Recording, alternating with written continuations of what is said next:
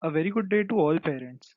We welcome you to today's activity under the Parents as Co-Educators program. The activity for today is fun with numbers and colors. In this activity, the student will learn the basic concepts of addition, subtraction, and counting, and also develop a logical understanding of mapping objects. This is a chart representing each color as a number. Show this chart to your child. You can draw this chart in the child's notebook or ask them to copy this from the video.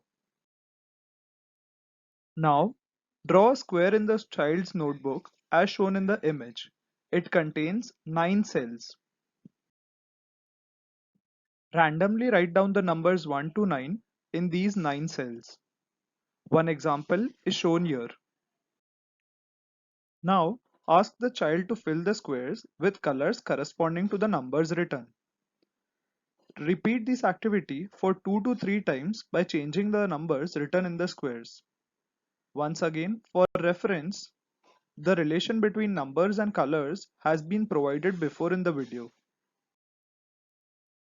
Students of class 1 and 2 can continue this activity ahead by solving some addition and subtraction problems for these numbers.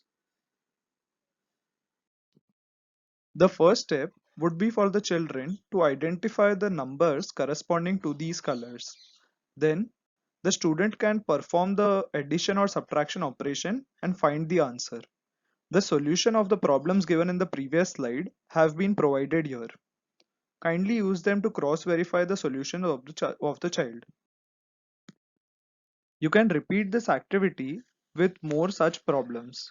To increase the difficulty of the activity, you can use bigger numbers, for example from 31 to 39 instead of 1 to 9.